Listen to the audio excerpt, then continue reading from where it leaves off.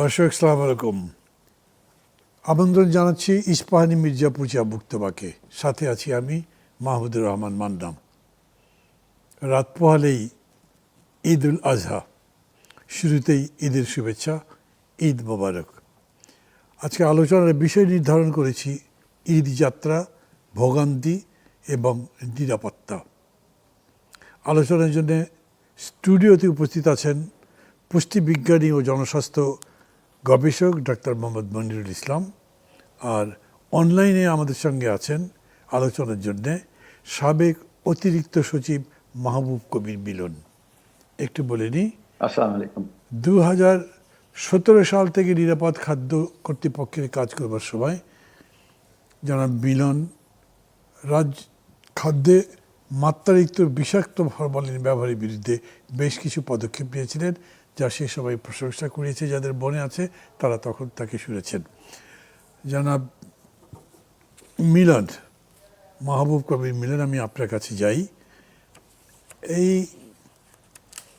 এবারে ঈদের ব্যাপারটা তো দেখছেন, প্রতি বছর মতো ঈদ যাত্রায় দুর্ঘটনায় মৃত্যু লেগেই আছে। বিশেষ করে ট্রাক উল্টে মরে যাওয়ার ঘটনা তো একদম সাংঘাতিক রকমভাবে বিবেককে আবারও নাড়া দিয়েছে। এই ঈদ যাত্রা সম্পর্কে আপনার মূল্যায়ন কি? আসসালামু আলাইকুম, ঈদ মোবারক সকলকে। ভাই আপনাকেও ধন্যবাদ, অনেক ধন্যবাদ। আজকে আমরা উপস্থিত হতে পেরেছি। এই ফ্যাক্টরটা আসলে যে ঈদ যাত্রা বা যে দুর্ঘটনাগুলো আমাদের ঘটে, প্রতিনিয়তই ঘটছে এবং ঈদের সময় বেশি ঘটে। সেটার থেকে বের হওয়ার রাস্তা এই মুহূর্তে বা এক কথায় বলা কোয়াইট অ্যাবসার্ড।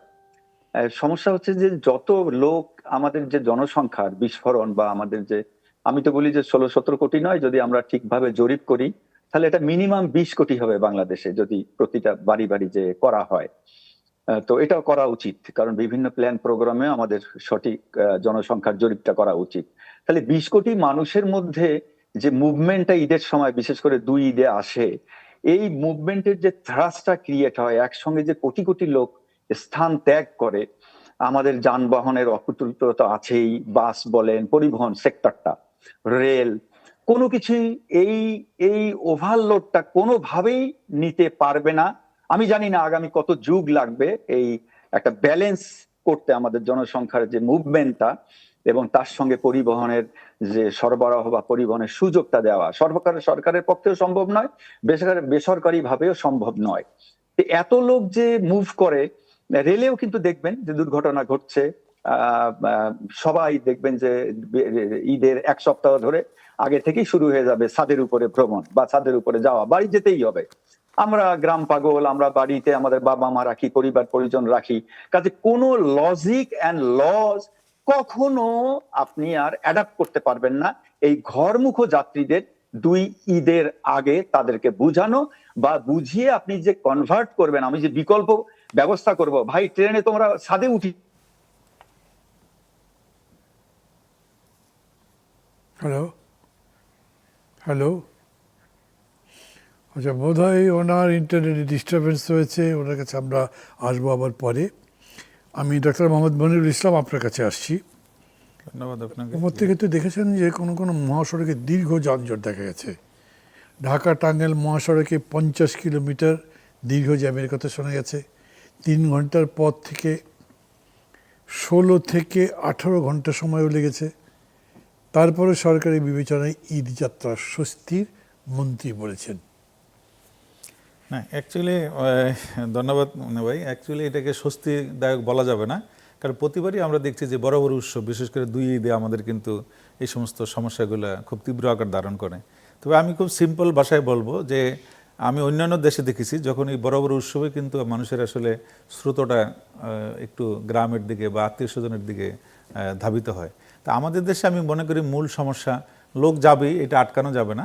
সবচেয়ে বড় সমস্যা হলো যে আমাদের একটা শৃঙ্খলাবদ্ধভাবে আমরা কোনো কিছু পালন করতে পারি না। যেমন গাড়ির অপ্রতুলতা আছে, তারপরেও যদি ওভারটেক না করে বা যদি সিরিয়ালের মতো গাড়িগুলো যায়, হয়তো স্লো হবে কিন্তু আসলে দুর্ঘটনা কমে যাবে। হ্যাঁ, হয়তো 1 ঘন্টার জায়গায় হয়তো 20 মিনিট বেশি লাগবে, কিন্তু আমরা তাড়াহুড়া করতে যেয়ে একটা বড় ধরনের দুর্ঘটনা ঘটাই এবং বিশেষ করে দেখা গেল যে তখন অনেকগুলা প্রাণের আমাদের এখানে ক্ষতি হয়। এবং আরেকটা জিনিস খেয়াল করবেন যে বিশেষ করে সরকার ইচ্ছে করলে এই জিনিসটা কন্ট্রোল করতে পারে।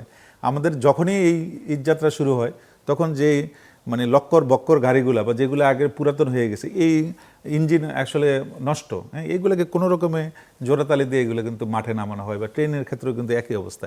এই জিনিসটা আমিও মনে করি যদি কন্ট্রোল করা যায় তাহলে আমাদের মনে হয় দুর্ঘটনাটা অনেকাংশেই কমে আসবে। কারণ নতুবা আর আমি কোনো বিকল্প পন্থা আছে বলে আমি মনে করি না।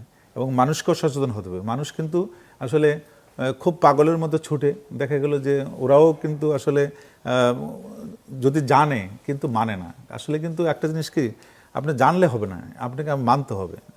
কাজে আমরা যদি ওই ফর্মুলাটা বা আমরা বিবেককে আমরা প্রশ্ন না করি, তাহলে আমি মনে করি এটা কোনো দিনের সমাধান হবে। এখানে সরকারেরও ভূমিকা আছে এবং আমাদের যারা জনগণ তাদেরও কিন্তু একটা ভূমিকা আছে। যেমন আমি কিছুক্ষণ আগেও দেখতেছিলাম যে ট্রেনে কিভাবে মালামাল যেভাবে ওঠায়, ঠিক এইভাবে কিন্তু মানুষকে জানালাতে ধাক্কা দিয়ে উঠানো হচ্ছে। কিন্তু এইখানে আমি যদি মনে করি সরকার এমন একটা শৃঙ্খলার ব্যবস্থা করে দিত যে একজন ব্যক্তি ছাড়া সিরিয়ালি উঠতে পারবে না, তাইলে কিন্তু আমার মনে হয় এই জিনিসটা এড়ানো যেত। তো এই জন্য মানুষকেও সচেতন হতে হবে যে আমরা আসলে জীবনটা অনেক বড়, কারণ একটা লোক যদি মৃত্যুবরণ করে তার পুরা পরিবারটা কিন্তু আসলে এখানে এফেক্টেড হয়। কারণ তার সন্তান পারিবারিকভাবে ক্ষতিগ্রস্ত হয়, তারপরে তার উপার্জন ক্ষমতা ব্যক্তি চলে যায়। তো কাজে আমি মনে করি এটা খুবই কম। আরেকটা জিনিস আমি বলবো যে বিশেষ করে যেখানে কিন্তু নিরাপদ খাদ্যের কথা বলা হচ্ছে, যখন মানুষগুলো ব্যাক করবে, আমি নিশ্চিত যে আসলে এটা আবেগ আমাদের যে এখানে মাংস নিয়ে আসবে শহরে, তবে এখানে হয়তো রান্না করা মাংস আনবে বা কেউ হয়তো ফ্রিজ করা মাংস আনবে। তো এইখানে একটু যখন আমাদের দূরযাত্রা হয়, আমাদের কিন্তু এখানে কিছু মানতে হবে যে আমি রান্না করা মাংসটা নিয়ে এসে যেন আমি এটাকে আবার খুব ভালোভাবে আমার যে গরম করে যেন আমরা খাই, অথবা আমাদের ফ্রিজিং যে মাংসটা এটা যেন সাথে সাথে যত দ্রুত সম্ভব আমরা এসে এটা ফ্রিজে ঢুকাই। নতুবা কিন্তু এখানে আমাদের ব্যাকটেরিয়ার লোড বাড়তে পারে বা আমাদের ফুটবল ইনলেস হইতে পারে। কারণ আপনারা জানেন যে বাংলাদেশের এখনো পর্যন্ত যে ডাটা বা অ্যানুয়ালি 30 বিলিয়ন মিলিয়ন পিপল কিন্তু ফুটবল ইলনেসে করে, কাজে এটা একটা বিরাট সংখ্যা। তো এই জন্য আমাদের মনে করি যে আমাদের এই বিষয়টা একটু খুব সচেতন। এটা তো আপনার সাবজেক্ট, আপনাদের মানে কি আপনাদের দুজনেরই সাবজেক্ট বোধ হয়, পুষ্টি খাদ্য নিরাপত্তা। এটার মধ্যে আসবো তার আগে, যেহেতু কালকে মানে রাত পোহালেই ঈদ এবং মানুষ এখন কষ্টের মধ্যে কিন্তু আছে রাস্তার মধ্যে, এই জন্য কথাটা দিয়ে আসতে হচ্ছে আমাদেরকে। বিষয়টা হচ্ছে কি, ধরেন আপনারা যে দুজনই বললেন যে চাপটা অত্যধিক হয়ে যায়, মানে আমাদের মতো এইরকম বাড়ি প্রবণ, আমি কি শব্দটা ঠিক বললাম কিনা জানি না, মানে ঈদের ছুটিতে বাড়িতে যাবই, মানে তার জন্য যদি ঝাঁপ দিতে হয় সমুদ্রের মধ্যে, এরকম পর্যন্ত আমাদের অ্যাটিটিউড থাকে। আমাদের একটা আবেগ কাজ করে যে বাঙালির একটা আনম্যানেজেবল একটা ক্রাইসিস হয়ে গেছে। কিন্তু তারপরেও এই প্রথমবার যখন অন্তর্বর্তী সরকারের এই সময়টা দেখলাম আমরা, তখন কিন্তু ছুটিটা লম্বা করে দিল, 7 দিনের জায়গায় 10 দিনের মতো হয়ে গেল, এবং স্প্রেড করে দিল কীরকম করে আনা যায়। মানে একটা প্ল্যান করে হয়তো এটা করা যেত। সেই তুলনায় এইবারে ওই রকম কোনো কিছু কি দেখতে পাচ্ছেন? তাছাড়া যেমন ধরেন যে আপনি নিজেই বলছেন স্বস্তিদায়ক কোনোভাবে বলা যায় না, কিন্তু তারা বলছেন। এনিওয়ে, আমাদের জন্য খুশির ব্যাপার, আমাদের যারা মাহবুব কবির মিলন তো একটু ডিসকানেক্টেড হয়েছিল, উনি আবার ফিরে এসছেন। যারা মিলন, আমি আবার আপনার কাছে আসি। আপনার কথা মাঝখানে আটকে গেছিল, সেটা যদি শেষ করতে চান সেটা বলবেন। আর একটা কথা হচ্ছে যে সড়কমন্ত্রী বলেছেন যে এবার ঈদ যাত্রাটা বেশ স্বস্তির হয়েছে, অতিরিক্ত কোনো ভাড়া আদায় করা হচ্ছে না, এবং সড়ক মানে সরকার নির্ধারিত ভাড়ায় যাত্রীরা বাড়ি যেতে পারছেন। কি বলবেন? ধন্যবাদ।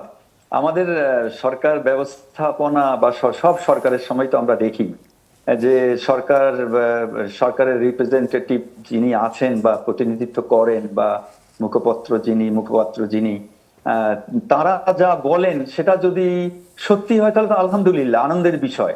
কিন্তু সমস্যাটা হচ্ছে যে বাস্তবতা খুব কঠিন হয়ে যায়। এখন জানি না পলিটিক্যাল ল্যাঙ্গুয়েজ গুলো কিরকম হবে। আমরা তো পলিটিক্স সাথে সারা জীবন চাকরি করেছি, আমরা পলিটিক্সের সঙ্গে ওতপ্রোতভাবে কখনোই জড়িত ছিলাম না। তো কাজে বাস্তবতা এটা মিলানো উচিত, যে বাস্তবতা স্বীকার করে এবং প্ল্যানিং গুলো, এই যে ছুটির অধ্যায়গুলো স্প্যানটা কিরকম হবে, কতগুলো মানুষ ট্রেনে যাবে, বাসে যাবে। মনির ভাই যেটা বললেন, আমি শেষ মুহূর্তে যেটা শুনলাম বা শুনতে পেরেছি, সেটা হচ্ছে যে আমরা সবসময় বলি কিন্তু করতে হবে, সচেতন হতে হবে, জনগণকে সচেতন হতে হবে, সরকারকে সচেতন হতে হবে, পরিবহন ব্যবসায়ীদের মধ্যে সচেতন হতে হবে। যে কিন্তু দুর্ভাগ্য হচ্ছে এই যে আমরা যে কথাগুলো বলি করতে হবে, করা প্রয়োজন, করা দরকার, করা উচিত, করতে হবে। কখন, কে করবে? স্বাধীনতার কত বছর পার হয়ে গেছে, এই কথাগুলো কিন্তু আমরা ব্যবহারই করছি, শব্দগুলো ইনভার্টেড কমার মধ্যে দিয়ে যদি শব্দগুলো ইউজ করি। হচ্ছে না তো, কেউ হবে না। আপনি এই জনগণ যদি ঢাকা থেকে 1 কোটি লোকও মুভ করে, বা সারা বাংলাদেশ থেকে যদি ফ্লোটা 1-1.5 কোটি লোক ফ্লো করে যে কোনো একদিকে, আপনি সচেতন কখনো করতে পারবেন না। যেমন ধরেন ট্রেনের ছাদে যারা ওঠে, শত শত মানুষ যে উঠছে, টিকিট কেটে ট্রেনে বৈধ যাত্রী অসংখ্য মানুষ উঠতেই পারে না। কাকে কিভাবে নিবারণ করবেন যে ঝুলে ঝুলে যেখানে অবৈধ টিকিট যাত্রীরা সিট দখল করে উঠছে, তারপরে দরজার মধ্যে, ছাদের মধ্যে, কাকে বাড়িত করবেন যে ভাই, বা কাকে বুঝাবেন? শুনবে না। এই জাতি সেই শোনার মতো অবস্থানে, আমরা মানসিকতা সেই অবস্থানে আছি না, কারণ আমরা তো সেই ধৈর্যশীল নই, সেই মনোবলও আমাদের নেই। কে শোনে কার কথা? তো কাজে এই যে অনাচার গুলো চলে, কে শোনাবে, কাকে মানাবেন, কিভাবে মানাবেন? বাসে আসেন, ট্রাকে আসেন, এই যে গতকাল কিন্তু মারা গেল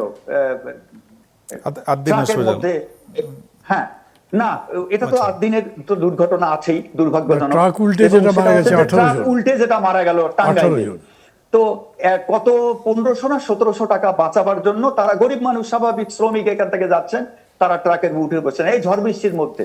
এবং আমি তো আমার বাড়ি রংপুর, এখনো এসছি, তো দীর্ঘ পথ ভ্রমণ করতে হয় সেই ছোটবেলা থেকে। মানে ইউ ক্যান ইমাজিন যে মানুষ কিভাবে কোথায় উঠবে, শুধু বুঝে নিজের শরীরটা শুধু ছেড়ে দিতে পারলেই হলো আমি বাড়ি পৌঁছাবো। মোটরসাইকেলে যাচ্ছে, বউ বাচ্চা সহ দীর্ঘ পথ, শত শত মাইল, তারা এই পরিবহনে। মিলন ভাই, আমি আপনাকে একটু একটু একটা কথা মনে পড়লো আগে আপনার কথার পরিপ্রেক্ষিতে সূত্র ধরে, এখানে মানে আরেকটা জিনিস খুব গুরুত্বপূর্ণ। দেখেন, প্রত্যেকটা দেশে কিন্তু একটা নির্দিষ্ট সময় অন্তর পর্যন্ত কিন্তু ড্রাইভার চেঞ্জ হয়, কিন্তু আমাদের দেশে কিন্তু এই জিনিসটা নাই। এখন যদি মিনিমাম অন্তত এইটা আমরা একটু করতে পারতাম, যে অন্তত 4 ঘন্টা পর বা 6 ঘন্টা পর তাদের যদি একটা বিশ্রামাগার থেকে যে অন্য একটা ড্রাইভার আবার সেই রংপুরে গাড়িটা নিয়ে যাবে, আমার তখন মনে হয় যে ডিজিনেস যে জিনিসটা, এটা আসলে অটোমেটিক আসে। আমরা যখন গাড়ির পিছনে বসি তখন আমাদের আসে। তো কাজে আমার মনে হয় এই ক্ষেত্রে কিছু একটা উন্নয়ন ঘটতে পারে হয়তো আমাদের। আপনি যদি কোনো বাস মালিককে বলেন, সে বলবে যে আমি একজন ড্রাইভারের বেতন দিয়ে আমি লসে আছি। এবং সমস্যা হচ্ছে যে ঈদের আগে আপনি একেবারে মাইক্রোবাস ভাড়া বলেন, প্রাইভেট পরিবহন বলেন, গণপরিবহন বলেন, এরা কন্টিনিউয়াসলি ডিউটি করে 5 দিন, 7 দিন, 10 দিন, 15 দিন, কোনো রেস্ট ছাড়া।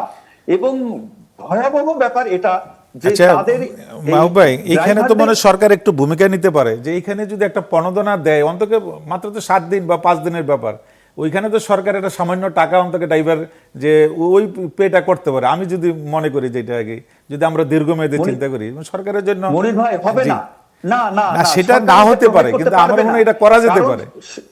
শোনেন, পরিবহন শ্রমিকরা সারা বছর বসে থাকে, যেমন আমাদের ব্যবসায়ীরা বসে থাকে ঈদের জন্য, বিক্রির জন্য। এক বছরে একটা ইনকাম আমার ওই 1 মাসে হয়। পরিবহন শ্রমিকরা সারা বছর বসে থাকে, তাদের এই 2 ইনকামের তারা গাড়ি চালাবে, তারা রেস্ট নেবে না, চোখ বন্ধ করে তাদের সংসার, পরিবার, পরিজন, হিউজ তাদের বছরের ইনকাম তারা এই 2 ঈদে তোলে।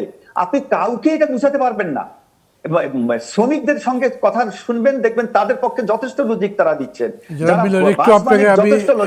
আপনাকে আমি একটু থামাচ্ছি, মানে আমাদের একজন দর্শক আছেন ফোনে, তার কথা একটু শুনি, তারপরে হয়তো কোনো প্রশ্ন থাকতে পারে, আবার বলতে পারবেন। হ্যালো, কে আছেন দর্শক আমাদের সঙ্গে? হ্যালো মান্না ভাই, আমি চিটাগং থেকে, আমার নাম আব্দুল কাদের। জি, আমার একজন প্রিয় মানুষ। আপনাকে জাতীয় সংসদে দেখতে পারলে সবচেয়ে ভালো লাগতো। আচ্ছা, ওটা তো অন্য প্রসঙ্গ। ভূমিকার জন্য পাশাপাশি 2জন অতিথি আছেন, তার মধ্যে মিলন ভাই অত্যন্ত দক্ষ মানুষ এবং সাবেক সচিব। জি, আমার 2টা প্রশ্ন, 2টা পরামর্শ এবং প্রশ্ন আছে। একটা হলো যে ঈদ যাত্রা শুধু নয়, আমাদের যে এই সড়কে যে যাত্রাযত্র গাড়িগুলো চলে, বিশেষ করে ড্রাইভার এবং তার সহযোগী হেল্পার যেটা আমরা বলি, এদের ট্রেনিং এর বিষয়টা অত্যন্ত গুরুত্বপূর্ণ। সেটা আপনি দেখেন, রোডস এন্ড হাইওয়ে বলেন, সিটি কর্পোরেশনের ভিতরে বলেন, এদের কোনো ট্রেনিং ওরা কোনো মানে না। এটা কারণ না মানার পিছনে কারণ হলো, যদি ট্রেনিং হয়েও থাকে, তারা না মানার পিছনে কারণ হলো যে শ্রমিক সংগঠনগুলোর কারণে। শ্রমিক সংগঠনগুলো আপনার যে পরিমাণ বাজে সার্ভিস ওরা দেয়, এটা একমাত্র শ্রমিক সংগঠন, আইন শৃঙ্খলা বাহিনী সবকিছু সমাপ্তা, বিআরটি এর ভূমিকা একেবারে সামান্য। বিএনপির কোনো ভূমিকাই দেখি না আমরা, এটা জাস্ট নামে মাত্র একটা সংগঠন আমি প্রতিষ্ঠান মনে করি। দ্বিতীয় প্রশ্নটা হচ্ছে, মিলন ভাই অত্যন্ত দক্ষ মানুষ, দীর্ঘদিন থেকে আমাদের খাদ্য বেজাল নিয়ে প্রচুর পরিমাণ লেখালেখি এবং ওনার কিছু ভিডিও ক্লিপ আছে। সরকার যদি চায় ওনাদের মতো লোকদেরকে বিশেষ করে কিছু পরামর্শ নিতে পারে, গাইডলাইন নিতে পারে, এগুলো আমাদের খুবই প্রয়োজন। এবং এই কাজগুলো যদি আমরা করতে না পারি, আমাদের ভবিষ্যৎ প্রজন্মের জন্য একটা অন্ধকার কিন্তু আমরা দেখতে পাচ্ছি। আমাদের এইসব আপনি ক্যান্টনমেন্টের ভিতরে গাড়ি কিন্তু সোজা চলে, আপনি একদম বাইরের থেকে একটা গাড়ি নিয়ে যান ক্যান্টনমেন্টের ভিতরে, সেই ড্রাইভার কিন্তু সব মানবে, সে কিন্তু সোজা লাইনে চলবে। কিন্তু পাবলিক প্লেসে আসলে কিন্তু এই অবস্থা হয়। এগুলো কিন্তু আমাদের শুধু ট্রেনিং এর বিষয় এবং আমাদের বিআরটিকে শক্তিশালী হতে হবে। প্রশ্নটা কি বলেন? প্রশ্নটা কি সম্ভব না। প্রশ্নটা কি বলেন? যে কত বছর লাগবে এগুলো আমাদের সমাধান করতে? জি জি জি, যারা মাহবুব কবি বিলের বোধ আপনার কাছে প্রথম প্রশ্ন করেছেন। হ্যাঁ, ওনার পুরো বক্তব্যটা কিন্তু আমি ঠিক মানে বুঝতে পারিনি, বোধগম্য হয়নি। যে উনি বোধহয় সাজেশন দিচ্ছিলেন এবং ফুড সেফটি নিয়ে বোধহয় কিছু বলছিলেন আমার বিষয়ে। আমি ঠিক পরিষ্কার যদি করতে পারতেন মানা ভাই, তাহলে আমি একটু বলতে পারতাম। এখন কথা হচ্ছে যে এই যে দুরবস্থা পরিবহন সেক্টরটা, কেউ কাউকে মানাতে পারবেন না। এখন উনি বোধহয় ট্রেনিং এর কথা বলেছেন কিনা আমি ঠিক বুঝতে পারছি না, শ্রমিকদের এরকম কথা বোধহয় বলেছিলেন, স্পষ্ট নয়। সেটা হচ্ছে যে রাজনীতি যদি আমরা যদি কল্যাণমূলক রাজনীতি বা ডেডিকেশন থাকে, রাজনৈতিক যদি কমিটমেন্ট থাকলে কিন্তু আমরা যে কোনো জিনিসই ওভারকাম করতে পারি। সেটা পরিবহন শ্রমিক বলেন, খাদ্য নিরাপত্তা বলেন, নিরাপদ খাদ্য বলেন, বা যে কোনো প্রবলেম। সমস্যাটা হচ্ছে যে রাজনীতি ঢুকে যায় প্রত্যেকটা জায়গায়। এই যে পরিবহন শ্রমিকদের যে আপনি মানুষ করবেন, লাইনে আনবেন, সেটাও তো এই পরিবহন মালিক, পরিবহন শ্রমিক, পরিবহন সমিতি সবগুলোর সাথে কিন্তু দলীয় রাজনীতি এবং রাজনৈতিক সরকার দলীয় রাজনৈতিক একটা যোগসূত্র থাকেই। তো কাজে যে আপনি যে পবিত্রতা অর্জন করবেন, যে একটা স্ট্যান্ডার্ড এত বছর পরে, স্বাধীনতার পরে আমরা কেন একটা আদর্শ মানে পৌঁছাতে পারছি না? Vietnam, Cambodia, Laos, Myanmar, Thailand, Malaysia, দক্ষিণ কোরিয়া, ওরা তো অনেক উপরে চলে গেছে। আমাদের সাথে স্বাধীনতা বা পরে স্বাধীনতা হয়েও কিন্তু তারা অনেক লাইন আপ করেছে তাদের সামাজিক প্রত্যেকটা প্যারামিটার বা ক্রাইটেরিয়া, কিন্তু আমরা পাচ্ছি না। আমাদের পলিটিক্যাল কমিটমেন্ট নেই, বা যদি হেড অফ দা গভর্নমেন্ট যদি থেকেও থাকে, অচল হয়ে যায় পলিটিক্সের কাছে, অচল হয়ে যায় আমলাতন্ত্রের কাছে। সরি টু সে, আমি নিজে একজন আমলা ছিলাম, সবসময় আমি দোষারোপ করি যে আমলাতন্ত্রের একটা বড় ভূমিকা আছে।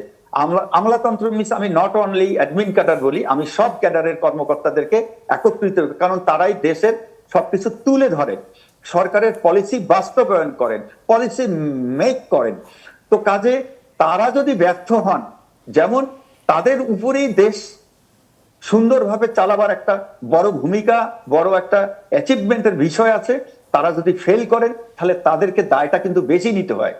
তো কাজে আমলাতন্ত্রের ভূমিকা প্রতিটা মর্মে মর্মে, আমি সরি টু সে একজন সচিব মানে ভাই, একজন আমি 30 বছর দেখেছি। আমি আসবো আপনার একজন কাছে, সচিব, আমি আসবো আপনার কাছে। এইখানে মনে হয় একটু অ্যাড করতেছে একটা জিনিস, মনে আমরা একবারে ড্রপ করে দিছি, যে ওই প্রশ্নকারীর সূত্র ধরে আমি বলতে চাই যে আসলে যে আপনার সড়ক দুর্ঘটনা বা আরেকটা জিনিস আপনি দেখছেন যে কয়েকদিন আগে একটা বিশাল রিপোর্ট হয়েছে, যদিও আমরা এটা প্রতিনিধি হচ্ছে মাদক, বিশেষ করে যারা ড্রাইভার ভাইরা, এটা সরি টু সে, যে দেখা গেল যে আপনার দাউদকান্দি থেকে চিটাং পর্যন্ত যতগুলো হোটেলে আছে, ক্লিয়ারলি এখানে দেখানো হইলো যে প্রত্যেকটা সাক্ষাৎকার দেখা গেল প্রত্যেকটা হোটেলে যে গাড়ি থামে ওইখানে আপনার কিনা কয় মাদক বেচা কিনা হয়, এবং নাইলে ওইখানে গাড়িও থামে না। তো এই যে একটা জিনিস, তো এইখানে আমার মনে হয় যে আমাদের সংশ্লিষ্ট কর্তৃপক্ষের একটা বিশাল ভূমিকা আছে। কারণ আপনি দেখেন এইভাবেই আমাদের যুব সমাজ, তাছাড়া পরিবহন সেক্টরটা কিন্তু আসলে খুবই গুরুত্বপূর্ণ, এবং বেশিরভাগই আসলে এখানে লেখাপড়া ওনারা একটু কম জানে। তো কাজেই এখানে ওদেরকে সচেতন না, শুধু এখানে প্রয়োজনে কিছু আবার একটু আইনেরও কিন্তু প্রয়োগ করা দরকার আছে। বিশেষ করে আপনার এই মাদকের বিষয়টা কিন্তু এই নিরাপদ সড়কের জন্য আমি মনে করি এটা অত্যন্ত একটা গুরুত্বপূর্ণ, এবং এটা একমাত্র আমি মনে করি যে সরকারের এখানে একটা গুরুত্বপূর্ণ ভূমিকা। মানে আপনারা দুজন মিলেই কিন্তু বেশ কিছু অনিয়ম বিশৃঙ্খলার কথা বলেছেন। এখানে আমি আরেকটা ঘটনা আপনাকে বলি। এটা আমি জানি না আমাদের বিরতি যেতে হবে, তার আগে আপনি প্রশ্নটা জবাব দিতে পারবেন কিনা আমি প্রশ্নটা করে রাখছি। আপনি জবাব দেওয়া শুরু করবেন, সময় হলে হয়তো আমরা পরে আবার ফিরবো। এই যে মেট্রো স্টেশনের নিচে কোরবানির পশুর হাট বসানো হয়েছে, অভিযোগটা শুনেছেন নিশ্চয়ই। স্থানীয় সরকার প্রতিমন্ত্রী বলেছেন সেখানে কোনো হাট বসানো হয়নি। বৃষ্টির কারণে কোরবানির পশুদের নিয়ে ব্যবসায়ীরা মেট্রো স্টেশনের নিচে আশ্রয় নিয়েছিল। কয়েকদিন ধরে কোনো টানা বৃষ্টি হয়নি, একটু একটু হয়েছে, টানা হয়নি একদম। প্রকৃত চিত্র আপনি নিশ্চয়ই দেখেছেন, কি বলবেন? এটাও কি এরকম একটা বিশৃঙ্খলার প্রকাশ বা কি এটা? না, আসলে হয়েছে কি যে সরকার হয়তো সচেষ্ট ছিল যে এই ধরনের ঘটনা যেন না ঘটে, কিন্তু শুধু আমি বলবো যে রোকেয়া সরণিতে মেট্রো রেল স্টেশনে না, আমি দেখছি মোহাম্মদপুর এলাকায় কিন্তু বিভিন্ন জায়গায় কিছু কিছু ক্ষেত্রে গরু ছাগল আসলে অস্থায়ী হাট দেখা গেছে। তো এটা আসলে কোনো ক্রমে কাম্য নয়। তারপরেও দেখা গেছে যে আসলে বিভিন্ন সামাজিক কারণে হয়তো এইখানে এই সমস্ত জিনিসগুলো আমরা চিত্র যাই। তবে এইখানে আমি মনে করি যে দেশটা আমাদের, সবাই যদি আমরা দেশকে ভালোবাসি, তো কাজেই আমরা যারা রাজনীতি করি বা রাজনীতি না করি আসলে ওইটা বিবেচনার বিষয় না। আমরা এখানে যদি পরিবেশটাকে সুস্থ রাখতে চাই, হ্যাঁ, আমাদের যতক্ষণ না আমাদের এই বোধোদয় না হবে যে আজকে যে আমরা যদি এই যে পশুটা যদি রাস্তায় আমি নিয়ে বিক্রি করি, এখানে যে একটা পরিবেশের ক্ষতি হচ্ছে, মানুষের অসুস্থতার একটা চান্স বেড়ে যাচ্ছে, তারপরে এখানে ময়লা আবর্জনা, এখানে কিন্তু এই যে যখন ইয়াগুলো থাকে তখন কিন্তু এগুলো পরিষ্কার হচ্ছে না, এখানে চলাচলে বিঘ্ন হচ্ছে। তো এই জন্য আমি মনে করি যে সরকারের ভূমিকা থাকলেও সরকার অনেক ক্ষেত্রে এইখানে হয়তো বা ইমপ্লিমেন্ট করতে পারে না। জি, থ্যাংক ইউ। মানে বিরতিতে যেতে হবে এই জন্য। দর্শক, একটা বিরতি নিচ্ছেই থাকবেন আমাদের সঙ্গেই। দর্শক, ফিরে এলাম ইস্পাহানী মির্জাপুর চা মুক্তবাকে। কথা বলছিলাম দুজন যারা ঠিক সড়কের এক্সপার্ট নন, মূলত পুষ্টিবিজ্ঞানী এবং মানুষের স্বাস্থ্য সম্পর্কে গবেষণা করেন, কাজকর্ম করেন। এইবার বিশেষ করে আমরা খেয়াল করেছি প্রধানমন্ত্রী নির্দেশ দিয়েছেন কোরবানি শেষ হবার 12 ঘন্টার মধ্যে বর্জ্য অপসারণ করতে হবে। এই বর্জ্য অপসারণের ব্যবস্থাটা এর আগে যে একটা তুলকালাম কাণ্ড ছিল, দুরবস্থা ছিল, এগুলো আমরা সবাই জানি। এখন অনেকখানি কেটে গেছে, কিন্তু তারপরেও হেলথ হ্যাজার্ড বিষয়টা এখন পর্যন্ত বিবেচনার মধ্যে আছে। এই উভয় দিক বিবেচনা করেই জনাব কে বলবেন, আপনি বলছিলেন নাকি শেষে? না, হ্যাঁ, মনির ভাই বলেছেন শেষে। যে জনাব মাহবুব কবির মিলন, আপনি বলেন। বলছেন বর্জ্য অপসারণের সঙ্গে হেলথ হ্যাজার্ড এবং সবকিছু মিলে। ডেফিনেটলি, কারণ ওটা হাইজিন পার্সপেক্টিভ। আমাদের যে ফুড সেফটি এনশিওর করার কথা বলি আমরা, নিরাপদতা বা ফুড সেফটি এনভায়রনমেন্ট, সেটা সবকিছু আমার শরীরে ইন্টারনালি আসছে, খাবারের মাধ্যমে আসছে, নিঃশ্বাসের মাধ্যমে আসছে, পরিবেশ দূষণ থেকে আসছে। তো কাজে বর্জ্য অপসারণ এবং কোরবানির যে সিস্টেম, এটা প্রতি বছরই সরকার থেকে এই চেষ্টাগুলো করা হয়। বর্তমান সরকারও গ্রহণ করেছেন, মাননীয় প্রধানমন্ত্রী বলেছেন, অসংখ্য ধন্যবাদ তাকে, এবং উনি চাপ দিয়েছেন বা আমরা সবাই সচেতন আছি এ ব্যাপারে, এবং প্রত্যেকেই সচেতন হতে হবে যে আমরা কোরবানি স্লটার করার পরে রক্তগুলোকে পরিষ্কার করলাম, এটা কিন্তু সবার দায়িত্ব। সমস্যাটা হচ্ছে যে একটা দেশ, একটা জাতি কিন্তু সুন্দর হয় প্রত্যেকের কর্মের উপর, নট অনলি সরকার, নট অনলি সরকার প্রধান বা পলিটিক্যাল পার্টি বা ব্যবসায়ী সংগঠন, প্রত্যেককেই তার দায়িত্বটা যথাযথভাবে পালন করলেই কিন্তু দেশ এগিয়ে যায়। এবং পৃথিবীর প্রত্যেকটা দেশই, সব দেশই তো আগে জঙ্গলি ছিল। কোন দেশটা জঙ্গল থেকে না উঠে আসমান থেকে করে একদম উচ্চতার সভ্যতার চরমে পৌঁছিয়েছে? এরকম রেকর্ড কোথাও নেই। শিক্ষা, দীক্ষা, ফুড সেফটির কথাও যদি বলেন, ফুড সেফটি তো সবই জঙ্গলি ছিল। কোন দেশে সেফ ফুড ছিল একেবারে জন্মের প্রথম থেকে, দেশ উন্মোচনের প্রথম থেকেই প্রত্যেক দেশেই সমস্যা ছিল। তাহলে তারা যদি উত্তরণ করতে পারে, কোন প্ল্যানিং এ, কোন চিন্তা ভাবনায়, শিক্ষা দীক্ষার কি উন্নতিতে, মানুষের সচেতনতা কিভাবে ক্রিয়েট করা গেল, আমরা কেন সচেতন হচ্ছি না? যে ড্রাইভার বাস চালায় 7 দিন 8 দিন 10 দিন ঘুম জেগে, সে মনে করে যে আমি মরবো না, আমার বাসে আমি ঠিকই নিয়ে যাব, মরবে আরেকজন মনে করছে যে না আমি মরবো না। যে 200-150 কিলোমিটার স্পিডে মোটরসাইকেল চালাচ্ছে, সে মনে করে আমি মরবো না, মরবে আরেকজন। যে খাদ্যে বিষ দিচ্ছে বা খাদ্যে ভেজাল দিচ্ছে, অথবা খাদ্যে ভেজালের সাথে জড়িত প্রত্যক্ষ বা পরোক্ষভাবে আমদানি রপ্তানি উৎপাদন সবকিছুর সঙ্গে যে প্রত্যক্ষ পরোক্ষভাবে জড়িত, তার ছেলে মেয়েও কিন্তু এই ভেজাল খাচ্ছে, এই বিষ খাচ্ছে, এই কন্টামিনেশন খাচ্ছে। সবাই প্রশ্ন করে, আমি যখন এই যে ফুড সেফটি নিয়ে লিখি, অনবরত লিখে যাচ্ছি, যে ওনারা খান না, যারা জড়িত রাজনীতিবিদ বা ব্যবসায়ী বা আমলাতন্ত্র বা সরকারি তন্ত্রের যারা এগুলো সাপোর্ট দিচ্ছে এই অনাচারকে, তাদের বউ বাচ্চারা কি খায় না? এই প্রশ্নটা কিন্তু অসংখ্যবার করা হয়। হ্যাঁ খান, তারাও খান, তাদের বউ বাচ্চারাও খান। সমস্যাটা হচ্ছে যে আমরা তো হিতাহিত জ্ঞান শূন্য হয়ে গিয়েছি। টাকার পিছনে, দুর্নীতির পিছনে, অনাচারের পিছনে, জুলুমের পিছনে, মানুষের হক নষ্টের পিছনে, ধর্ম কর্ম কোনোটাই আমাদেরকে মানুষ করতে পারছে না পুরো জাতিগতভাবে।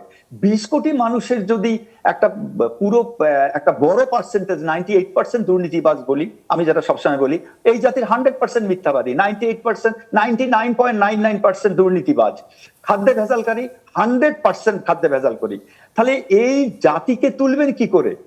কি করে আপনি ওই লোকটাকে বুঝাবেন ভাই আপনার যে আমদানিকারক, তাকে কি করে বুঝাবেন যে ভাই এই বিষটা তো আপনার বউ বাচ্চাও খাচ্ছে, আপনি এর মধ্যে এই জিনিসটা আনছেন কেন? এখানে তো পরিবেশ দূষণ হচ্ছে। দেখেন এই যে কোরবানি আগামীকাল হবে, আমরা পরিষ্কার পরিচ্ছন্নতার কথাটাই গুরুত্বটা কিন্তু বেশি দিচ্ছি, এবং মন্ত্রী মহোদয়রা সব সরকারের সময় বাজার ঘাট পরিচালনা করে, হাটগুলো দেখে আসেন, পরিষ্কার পরিচ্ছন্ন রাখার কথা বলেন। সমস্যাটা হচ্ছে যে আমি একটু আমার অন্য লাইন হওয়াতে আমি একটু মাঝে মাঝে একটু হাসি বা আমার কষ্ট লাগে যে কালকে যে সেফটির কথা বলে, যেমন মনির ভাই বললেন যে বাড়ি থেকে আমরা যে মাংস নিয়ে আসব, এটা পচে যাচ্ছে কিনা, নষ্ট হচ্ছে কিনা, কুল চেইনটা ঠিক মতো মেনটেন হচ্ছে কিনা, এটা একটা বড় ফ্যাক্টর, হাইজিন ফ্যাক্টর। এটাও কিন্তু শরীরের ক্ষতি করবে আমাদেরকে, ব্যাকটেরিয়াল ইনফেকশন, তারপর মাইক্রোবিয়াল ইনফেকশন, ছত্রাক বলেন, যেটা যে কোনো কিছু, পেট খারাপ হতে পারে, শরীর খারাপ হতে পারে। হোয়াট অ্যাবাউট দূষণ? এই যে আমি গোস্তটা নিয়ে আসছি বা আমি বাজারে কিভাবে, বা কালকের পরিবেশ, তো আমার এই কোরবানির গরুগুলো যে উঠছে বাজারে, কেউ তো তার দায়িত্ব পালন করছে না। Live stock department of DLS, department of live stock, কোন এই আমাদের যে ডিপার্টমেন্ট, এই ডিএলএস এর প্রতি বছর কোরবানির আগে কি তারা কখনো র্যান্ডম স্যাম্পলিং বাজারের বিভিন্ন, সারা বাংলাদেশের বিভিন্ন হাট থেকে গরুর ব্লাড কালেকশন করে আপনারা কি স্টেরয়েড টেস্ট করেছেন? যে এই যে মোটা তাজা করে গরুগুলোকে নিয়ে এসে আমাদেরকে খাওয়ানো হচ্ছে বা আমরা জবাই করছি, আমরা না হলে আমরা কিন্তু এমফাসিস দিচ্ছি কিন্তু হাইজিনের উপর, সুন্দরভাবে জবাই, সুন্দরভাবে পরিষ্কার পরিচ্ছন্ন, কিন্তু যে গোস্তটা আমার সঠিকভাবে আনার পরেও, ফ্রিজে রাখার পরেও আমি রান্না করে যদি খাই বা খাচ্ছি, সেই গরুর মাংসে যে হেভি মেটাল আছে কিনা টেস্ট করেছেন? দেখা হয়েছে? সরকার কি সেই ব্যবস্থা নিয়েছে? এই অনেক ইতিহাস আছে, ঘন্টার পর ঘন্টা বলতে পারবো। তাহলে হেভি মেটাল কোথা থেকে আসবে? তার একটা মনির ভাই জানে ফুড চেইনের কোথা থেকে আসছে। সে যে কুড়া খায়, সে যে ধান গাছ কুড়াটা খাচ্ছে, ধান গাছের মধ্যে হেভি মেটাল আছে। কীটনাশকের স্প্রে থেকে ধান গাছে গেছে হেভি মেটাল ধান থেকে চালে আসতেছে আমাদের পেটে, ধানের কুড়ো বা ওই খড় যাচ্ছে গরুর কাছে, তো গরুর পেটে ঢুকলেই তো দুধে থাকবে হেভি মেটাল, কেউ রোধ করতে পারবে না। This is science. গোস্তে যাবে হেভি মেটাল, কেউ রোধ করতে পারবে না। দিস ইজ সায়েন্স, বিজ্ঞান, কোনো টেস্ট করার দরকার নেই।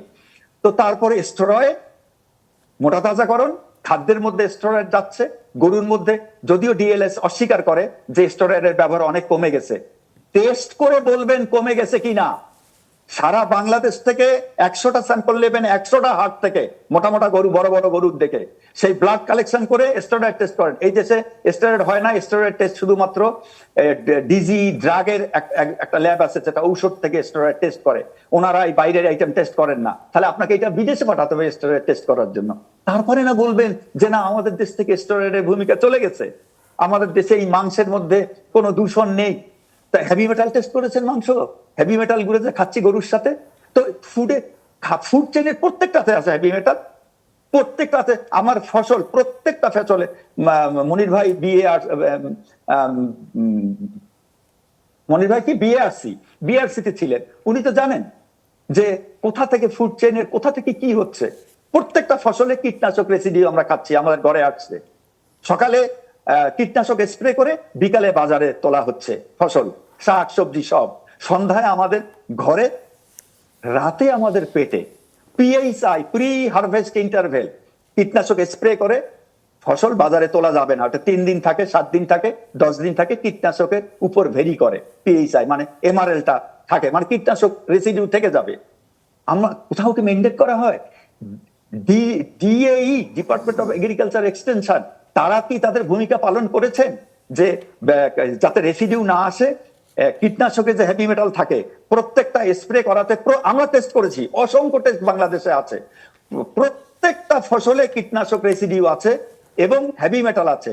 এখন আরো ভয়াবহ হচ্ছে, টেস্ট করে, সরকারি সংস্থায় টেস্ট করেছে, টেস্ট করে রেডিও অ্যাক্টিভ এলিমেন্টস পাওয়া যাচ্ছে, uranium, radium, thorium, antimony, dot dot dot dot dot. তাহলে আমাদের খাবারের সাথে যদি প্রতিদিন, প্রতি বেলা, প্রতিটা খাবারের সাথে কীটনাশক রেসিডিউ যায়, heavy metal, lead, cadmium, chromium, nickel, mercury যায়, তারপরে রেডিও অ্যাক্টিভ এলিমেন্টস যায়, কন্টামিনেশন যায়, রং যায়, তাহলে আমাদের শরীরে কি ঢুকছে দেখেন। মান্না ভাই, মনির ভাই আছে, একটু আপনাকে ইন্টারাপ্ট করছি, সেটা হচ্ছে ধরেন সরি, আগামীকালকে ঈদ, ইনফ্যাক্ট কোরবানি ঈদ তো আমাদের 3 দিন ধরেই চলে, খাওয়া দাওয়া প্রধানত মাংস, অন্যান্য আইটেমও খাই আমরা। এই পুরো খাবারের মধ্যে, এই 3 দিনের প্রক্রিয়ার মধ্যে আপনি এখন যে ধরে যেটা বলছেন, মানে এই ধরনের বিপদ বা এই ধরনের ঝুঁকি কি আছে এখন এই 3 দিনের মধ্যে? আমরা তো একদম ডেফিনেটলি আমরা একটা গরু নিয়ে জবাই করছি, আপনি বলছেন যে তাদেরকে মানে যেভাবে ফ্যাটেনিং করা হয়েছে তার মধ্যেই যদি কোনো কন্টামিনেশন হয়ে থাকে বা কোনো ইয়ে হয়ে থাকে, অ্যান্টিবায়োটিক যদি থাকে, গরু অসুস্থ ছিল, অ্যান্টিবায়োটিক মেরে দিয়ে বাজারে তুলেছে, ওর উইথড্রল পিরিয়ড ধরেন 10 ডেজ, যে অ্যান্টিবায়োটিকটা হাই ডোজ অ্যান্টিবায়োটিক দেওয়া হয়েছে, তাহলে 10 ডেজের মধ্যে আমাদের বাচ্চা কাচ্চা আমরা খাচ্ছি, আমাদের শরীরে অ্যান্টিবায়োটিকটা ঢুকছে। এবং আপনি বলতে চাইছেন যে এগুলো কোনো চেক অ্যান্ড ব্যালেন্সে বা কিছু করা হচ্ছে না, এটা কোনো পরীক্ষা করা হচ্ছে না? নো, এক ফোঁটা করা হচ্ছে না। বাংলাদেশের কোনো অথরিটি, সরকারি লোকজন, সরকারি আমলা, ফুড চেইনের, আমি আজকে ওপেন আবার বলছি, আমাদের ফুড চেইন ধ্বংসের জন্য অন্যতম দায়ী হচ্ছে আমলাতন্ত্র, সরকারি তন্ত্র, সরকারি লোকজন। তারা তাদের ডিউটি, একটা ডিপার্টমেন্ট বলতে পারবেন না যে তারা তাদের 1% কাজ করতে পেরেছেন food safety to ensure food safety. Thank you. আমি আসবো আপনার কাছে, জনাব মনিরুল ইসলাম, শুনলেন তো? আমি শুনলাম মিলন ভাই ইয়াতে ছিলেন, তবে আমি আসলে 2012 থেকে আমি এই যে ফুড সেফটি সিকিউরিটি নিয়ে কাজ করি, বিশেষ করে আপনি যে বলেন অ্যান্টিবায়োটিক, হরমোন, ফরমালিন, আমার একটু পিছনে বলতেই হয় মান্না ভাই যে আসলে আপনিও হয়তো যে বিলিভ করতেন যে আসলে ফলমূল, শাকসবজিতে ফরমালিন প্রয়োগ করা হয়, বাট আই নেভার নো মানে আসলে এই শব্দটা কিভাবে আমাদের এখানে আসছিল। বাট তথ্য হয় না বলতে চাচ্ছি, আমি বলছি, আপনি প্লিজ, এবং আমি এটা খুব আস্থার সহিত শতভাগ নিশ্চিতভাবে বলছি যে ফলমূল, শাকসবজিতে ফরমালিন ব্যবহার করা হয় না। এবং আপনি যদি 2012 সালে, প্লিজ আমি বলি, তারপরে 2012 সালে আপনি দেখবেন যে 16 জুনের ডেইলি স্টারের মতো পত্রিকায়, তখন আমি বলি যখন এই ফলমূলগুলোকে মানে আপনার ট্রাকে ধ্বংস করা হচ্ছে, যে র্যাবের ডিজি ছিলেন তখন আমাদের বেনজির আহমেদ সাহেব, তখন ধ্বংস করা হচ্ছে, তখন আমি আর টিকতে পারলাম না, যেহেতু আই এম এ সায়েন্টিস্ট। তখন আমি রাতের বেলা আমি ডেইলি স্টারকে ইন্টারভিউ দিলাম, ওনারা আমাকে টেলিফোন করলো, আমি তখন বললাম যে কিট ইটসেলফ আনফিট। আমি তখন আর সহ্য করতে পারতেছিলাম না যে আমার এই সম্পদগুলো ধ্বংস করতেছে। তখন আমাকে প্রথম আলো ফার্স্ট টেলিফোনটা করলো, যে যেহেতু অনেক সাংবাদিকের সাথে আমাদের পরিচয় আছে মিডিয়ার, পরে চ্যানেল 24 করলো, গাজী টিভি করলো, চ্যানেল আই করলো যে ভাই কালকে সকালে কিন্তু আপনাকে অ্যারেস্ট করবে, কারণ আপনার জানার দরকার আছে এই জিনিসটা। তখন আমি বললাম যে I am ready for every situation. এখন আমি বললাম যে দেখেন একজন ট্রাফিক পুলিশ আমাদেরকে হেনস্থা করতে পারে রাস্তায়, আর বেনজির আহমেদ উনি তো বিশাল ব্যাপার। এবং আল্লাহর কি কুদরত আপনি জানেন না, ঠিক বেলা 11টার সময়, ওই সময় মোস্তফা আনোয়ার পাশা ছিলেন ম্যাজিস্ট্রেট তৎকালীন, উনি 11 জন র্যাবের সহ মেম্বার সহ আমার অফিসে হাজির। তো এখন যেহেতু আমি একটা পজিশনে চাকরি, আইসেই তো আমাকে আর ধরে নিতে পারে না। তখন ওই সময় এখন আমার একটা বড় বই আছে, আমার ওই সময় একটা ছোট বই ছিল। তখন এই ঘন্টা 45 মিনিট আলাপ করার পরে আমার মনে হইলো যে দে মে বি কনভিন্সড। তখন আমার বইটা নিয়ে গেল, এবং এখানে মনে হয় আরেকটা খুব ইন্টারেস্টিং গল্প, মাহবুব যেটা বলছিল যে আমলাতন্ত্র, আমার যে এই সময় একজন স্বনামধন্য চেয়ারম্যান ছিলেন আমার, আপনি বিশ্বাস করবেন না, আমি এখনো কষ্ট পাই, উনি আমাকে ওই বইটা ছাপাইতে দিল না। হ্যাঁ, একটা 30 পাতার তো বললো যে না এটা ছাপানো যাবে না। তো আমি বললাম, বলে স্যার কি হবে, জেল হবে, আর বেশি তো কিছু হবে না। না এটা করা যাবে না। আচ্ছা, তারপরে উনি কিছুদিন পরে রিটায়ার্ড করলো। তো তারপরে যখন আপনার এই ঘটনাটা ঘটে গেল, এই যে কিট ইটসেলফ আনফিট, তখন আপনি হাইকোর্ট থেকে একটা রায় দিল যে তিনটা কোম্পানির থেকে সরকারি সংস্থা যে এই মেশিন টেস্ট করে তোমরা জানাও যে this is right or wrong. পরে এক সপ্তাহ পরে বললো যে আমি যেটা বললাম যে না এটা আমি যেটা বলছি সেটাই থাকবে কি এটা আসলে not for the fruits and vegetable. তারপরে প্রথম হলো ওই পেপারগুলো আমার এখনও আছে 24 পেজ, একবারে বললো যে খাদ্যদ্রব্যে মানে ক্ষতিকর মাত্রায় কোনো ফরমালিন নাই।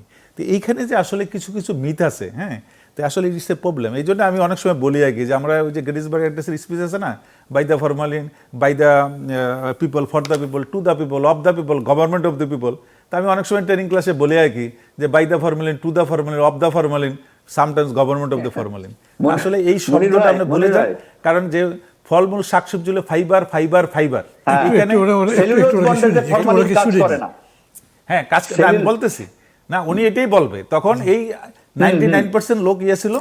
তখন একদিন আমি খুব সর্বশেষ ঘটনাটা বলি যে তখন এই যে আবু সঈদ আবদুল্লাহ উনি একটা গোল টেবিল মিটিং ডাকলেন। তখন আমার বিরুদ্ধে সবাই, তখন ওই যে শাহমনি সাহেব ছিলেন ফুডে হেলথের ডিজি, ওই দিন আবার ওনার সিটটা আমার পাশে বসলো। উনি আমাকে তখন জড়াইয়া ধরলো, বলে যে আমরা তো আসলে খুব ছিলাম বিপরীত দিক, আসলে ইউ আর দ্য উইনার। তো যাক সেটা না, এই জন্য বলছি যে হ্যাঁ এখন আপনি প্রশ্ন আসতে পারেন এমনকি ফল শাকসবজিতে বা ফল বলে কোনো কিছু ব্যবহার করেন, অবশ্যই ব্যবহার করা হয়।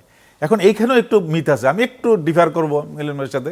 যেমন আপনি দেখেন ইথোপেন ইউজ করা হয় এবং এটা সারা বিশ্বে স্বীকৃত। যেমন আপনি দেখবেন যে টমেটো বলেন, কলা বলেন, বিভিন্ন বলেন, একই মায়ের বিভিন্ন সন্তান মনে হয় যে একবারে, বাট ইউনিফর্ম কোনোদিন পাকবে না। কিন্তু আমাদের দেশে প্রবলেম কোথায়? আমি আগেও বলছি আমরা পদ্মা সেতু করতে পারছি, আমরা মেট্রো রেল করতে পারতেছি, কিন্তু আমরা সেই 2010 সাল 12 সাল থেকে চিল্লাতেছি যে একটা ইথিলিন চেম্বার করতে পারতেছি না, যেটাতে আমরা ফলমূল একবারে নির্দিষ্ট মাত্রায় নির্দিষ্ট ডোজে নিরাপদ আমরা তৈরি করতে পারবো। তো কাজেই একটু এক্সপ্লেইন করবেন ইথিলিন চেম্বার। ইথিলিন চেম্বারটা হলো যেমন আপনি দেখেন আমরা এসি চালাই, যখন 22 দেই 22-এ চলে।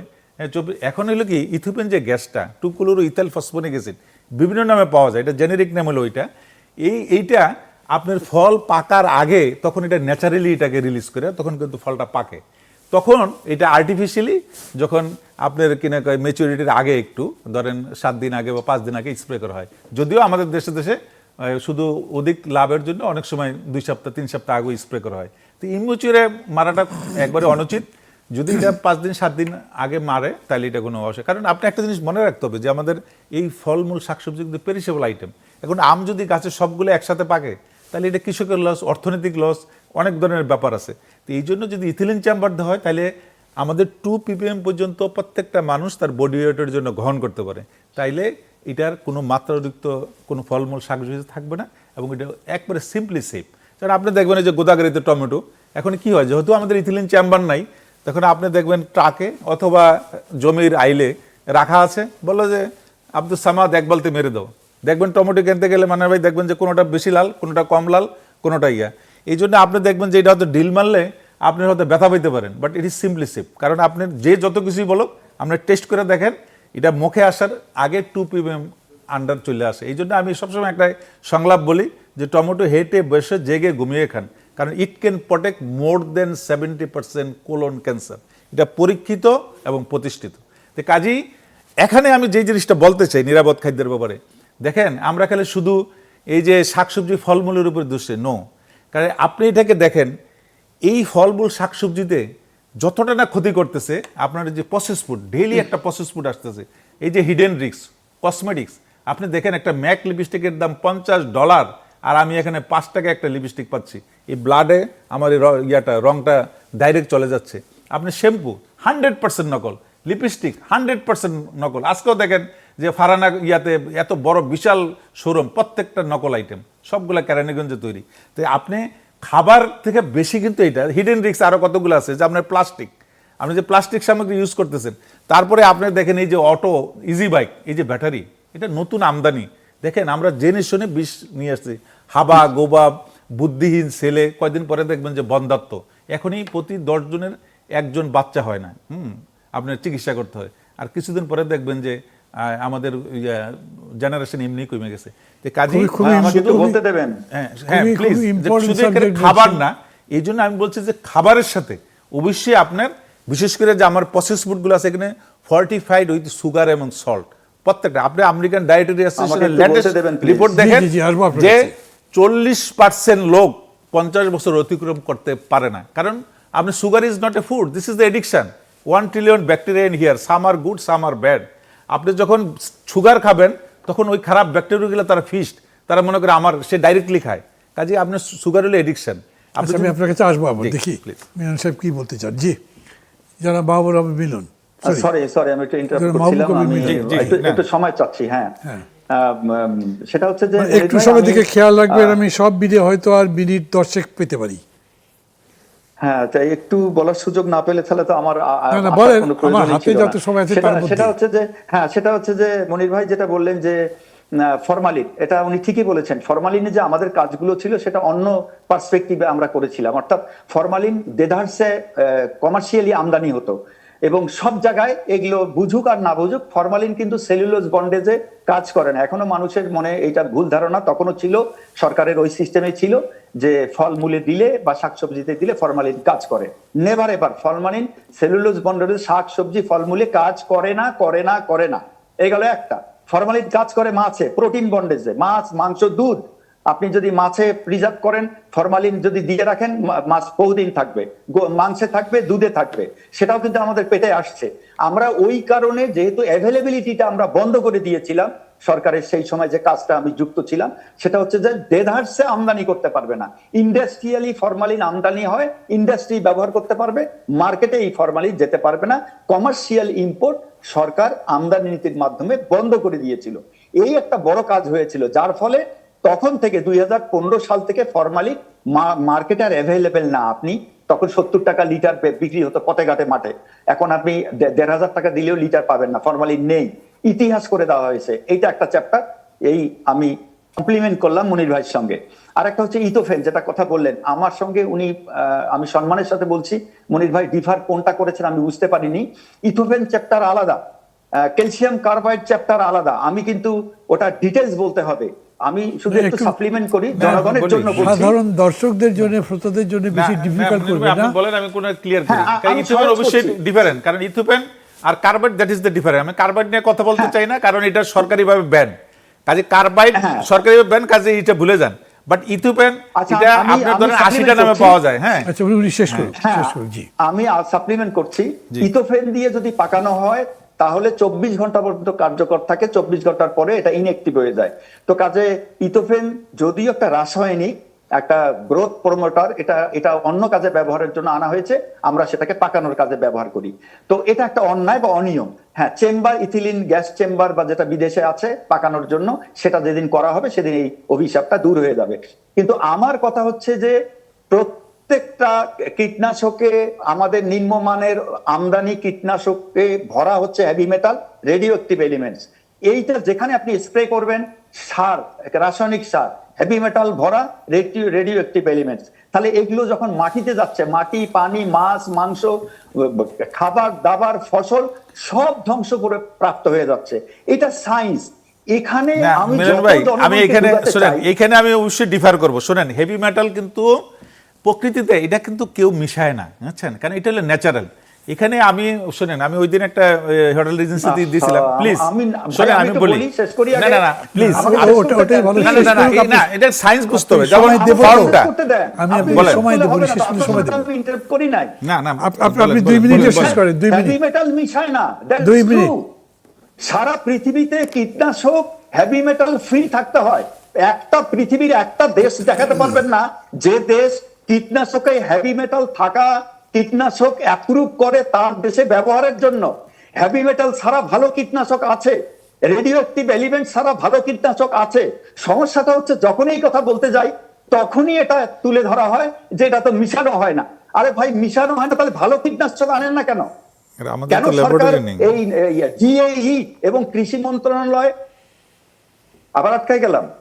না না, আটকে যাননি আপনি। হ্যালো, হ্যাঁ শুনছি তো আমরা, হ্যালো শুনছি, বলেন। ওই যে আমার কি ভিডিওটা দেখা যাচ্ছে? হ্যাঁ হ্যাঁ দেখা যাচ্ছে, কথা বলেন, 1 মিনিটের মধ্যে শেষ করেন। তাহলে আমার ডিএই এবং কৃষি মন্ত্রণালয় কেন হেভি মেটাল যুক্ত, রেডিও অ্যাক্টিভ এলিমেন্ট যুক্ত কীটনাশক অ্যালাউ করে? কেন বন্দরে টেস্ট করা হয় না? কেন লাইসেন্স দেয়া হয়? পৃথিবীর কোন দেশে আমাদের মতো এইরকম নিম্নমানের হেভি মেটাল যুক্ত রেডিও অ্যাক্টিভ এলিমেন্ট যুক্ত কীটনাশক ব্যবহার করতে দিচ্ছে? একটা দেখাবেন উদাহরণ, একটা, অনলি এক। অন্যদিকে নিয়ে যাবেন না ভাই, এখানে মিশায় না কেউ। আমি কখনো মিলন ভাই একটা কথা বলি, আপনি কি পার্টিকুলার একটা পেস্টিসাইডের নাম বলতে পারেন যে এটাতে আপনার কিনা কয় ইয়া পাওয়া গেছে? আমার রেকর্ড আছে না, আপনি বলতে হবে, বলতে হবে। এই মুহূর্তে নেই। ফুড সেফটি অথরিটি টেস্ট করেছে, তাদের কাছ থেকে রিপোর্ট নেবেন।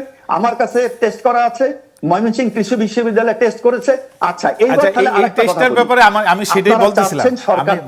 ভাই আমি সেটাই বলতেছিলাম, বিশ্বাস করেন হাতে কিন্তু অত সময় নেই, আপনারা তর্ক যেদিকে নিয়ে যাচ্ছেন এত সময় নেই। আমি সেই কথাটা বলতেছিলাম। যেমন আপনি দেখেন, আমরাও বলি যে রিপোর্ট আছে তো আমাদের কাছে 25%, না আমি বলি আমরাও করেছি 25% ইয়াতে আপনার কিনা কয় কীটনাশক রেসিডিউ পাওয়া যায়। অর্থাৎ তার অর্থ এটা না যে আপনি যে একবারে কারণ রান্না করার পরে বিশেষ করে দেখা গেছে যে 4টা পেস্টিসাইড ইন পার্টিকুলার আপনি ঢালাওভাবে, আপনি দেখেন শ্রীলঙ্কা কিন্তু বন্ধ করে দিয়েছিল অর্গানিক। আপনি দেখছেন তো অবস্থাটা কি হয়েছে, ফুড সিকিউরিটি শেষ হয়ে যাবে।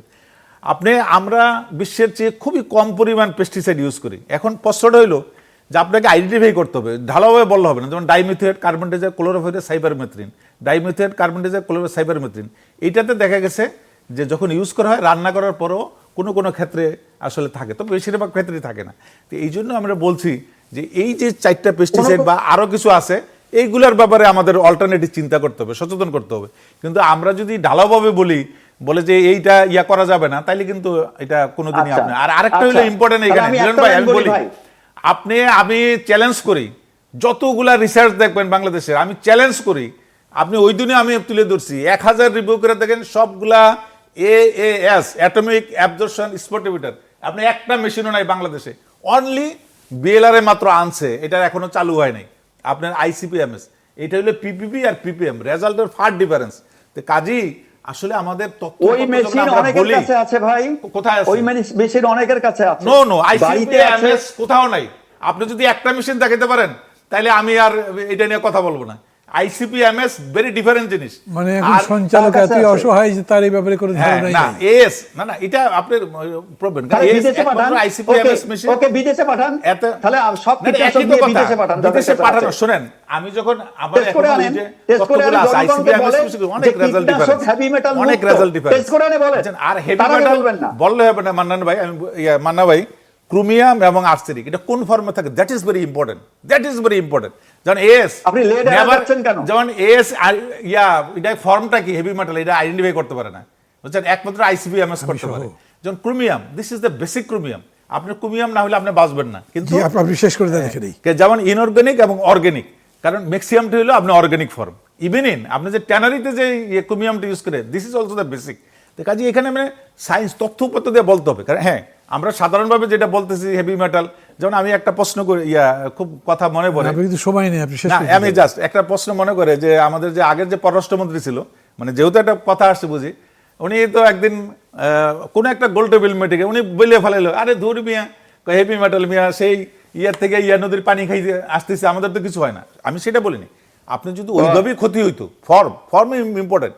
আপনি একটা দেখাইতে পারবেন না যে ক্রোমিয়াম, ট্রাইভ্যালেন্ট আর hexavalent. Trivalent is need for your health, আর হেক্সাভ্যালেন্ট এটা this is for the dangerous. Thank you জনাব মাহবুব কবির মিলন। 1 মিনিট সময়, তার মধ্যে আপনার কথা শেষ করে ফেলবেন। শেষে আপনার কাছে আসছি আমি। উনি যেটা বলছেন, উনি বাড়িতে BARC তে ছিলেন, BARC লাইসেন্স দেয় কীটনাশকের, তাতে উনি কোনো স্বীকার করবেন না।